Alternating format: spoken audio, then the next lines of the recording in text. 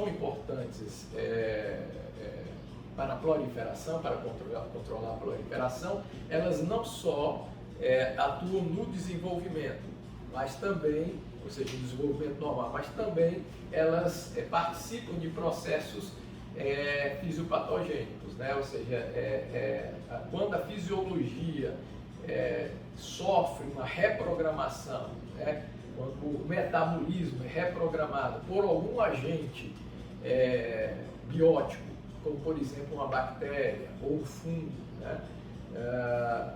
A planta pode gerar tumores, né? Então existem bactérias, existem fungos, né, que podem induzir uma hiperproliferação, né, um fenômeno de hiperproliferação celular, né, e outros fenômenos também de hipertrofia celular, né, que geram aquele aspecto tumoral, né, uma massa tumoral em algum órgão da planta, né?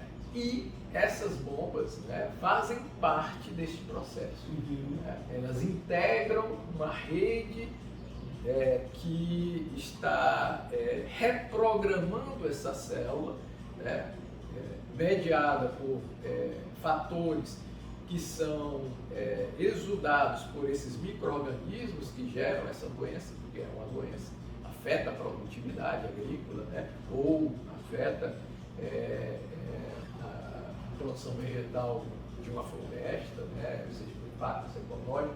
Então, essas doenças tumorais em plantas têm uma característica, né, que é bastante similar ao que acontece nos animais, né? Ou seja, forma aquela massa tumoral, ou seja, tem aspecto de tumor, mas tem características celulares e teciduais, né, e fisiopatológicas distintas.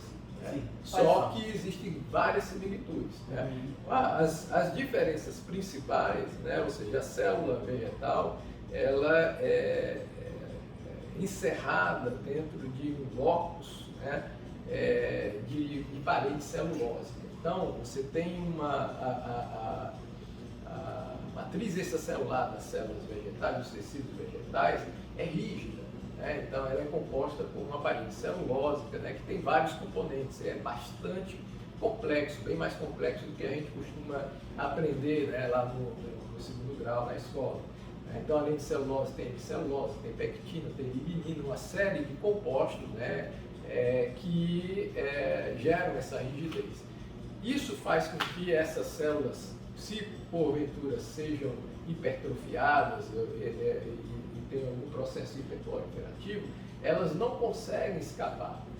Então, o processo que mais mata, no caso do câncer humano, é o processo de metástase, né? Que é um processo pelo qual aquela célula que sofreu uma reprogramação hiperproliferativa, ela ganha a capacidade de se destacar do seu tecido original, do seu tecido tumoral, e migrar dentro do corpo e atingir outros órgãos, outros tecidos e assim disseminar, espalhar o câncer no organismo. Isso é o que é a principal razão, né, de morte por câncer em humanos. Isso não acontece na planta, principalmente por conta dessa parede rígida que impede essa migração.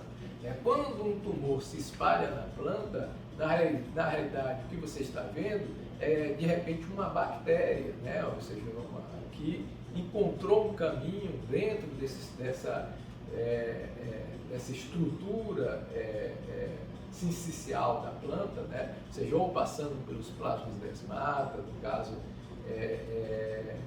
se for vírus, né? Ou seja, você tem informação viral passando por dentro dos plasmodesmatas, que são estruturas que interconectam células, né, da planta, ou bactérias e fungos, né, plasticizando essa parede, essa matriz e conseguindo migrar para os outros órgãos. Isso, então, gera uma metástase-like. Não é metástase porque não é a célula reprogramada que foi, é o agente que em outro local pode causar um tumor, igual daquele que está ali. De qualquer sorte, né, ou seja, onde é que entra a nossa expertise aí? né? Porque a plastização dessa parede celulose, né, dessa matriz rígida das plantas, né, ela depende desses sistemas que eu apresentei para vocês anteriormente, né, dessas bombas protônicas, dessas próton-ATPases, né, que geram esse gradiente eletroquímico nas membranas, né, nas membranas externas, a membrana mais externa, a membrana plasmática, né, está em contato com essa matriz rígida da parede celulose. Essa acidificação ativa enzimas que vão degradar parcialmente essa parede e favorecer essa plastização, que vai tanto ser importante, na realidade, na formação do próprio tumor, porque, né, a hipertrofia das células esse crescimento, ele acontece porque, na realidade, a parede é plasticizada, e também para esse micro-organismo que é tumorigênico, capaz de gerar novos tumores, também passar através do apoplástico, que é essa região onde fica essa parede, e chegar em outros tecidos. Com o tempo, né, a gente, quando ampliou esse nosso interesse para o câncer, justamente com uma questão até particular, que foi a doença de meu pai, né, a gente começou a investigar justamente numa época que se descobriu que nos tumores humanos existia uma peculiaridade, né? Próton-ATPases, tipicamente de endomembrana, aquelas que estão dentro de nossas células, começavam a ser superexpressadas também na membrana plasmática, né, das células tumorais humanas. O que se assemelhava, né, o que se assemelha ao que acontece nas plantas, né, onde já existe essa próton-ATPase lá. Na verdade, são dois tipos diferentes, mas ambas, né, tanto a P-ATPase de planta quanto a V-ATPase tumoral animal, elas têm a mesma função, ou seja, elas bombeiam, elas transportam contra o gradiente de concentração íons prótons e regulam o pH citoplasmático e extracelular e ajudam nessa plastização da matriz extracelular. No caso da planta, como eu já comentei, no caso do animal, essa plastização e ajuda na quebra das interconexões entre as células do tecido tumoral e facilita a migração dessa célula por essa matriz, fazendo com que essa célula reprogramada hiperproliferativa, ou seja, carcinogênica,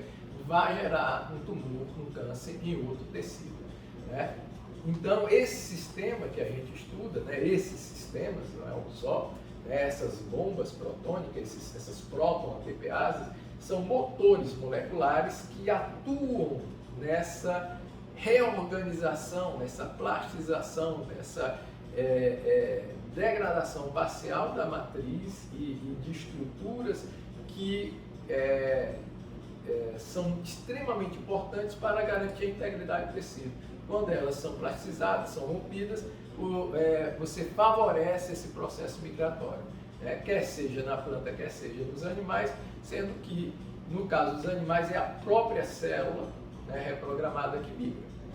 Enquanto nos vegetais a parede é mais complexa, né, tem barreiras maiores, e o que consegue passar são células menores, como as bactérias, né, e também hifas fúngicas, né, no caso do Stellarium maiz, né, que é um dos fungos que a gente estuda, que causa um tipo de cancro no milho, né.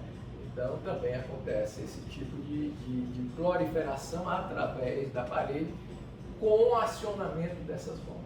Meus amigos, eu espero que todos tenham, né, gostado e se apreciaram esse conteúdo, né? Existem vários outros neste canal, se inscrevam, tentem ficar próximo do mundo acadêmico, né? Universidades próximas de vocês, centro de pesquisa. Se inscrevam no canal, incentivem tanto a ciência quanto também a divulgação científica que este canal se propõe a justamente fazer isso, levar o que a gente faz aqui para vocês. Obrigado.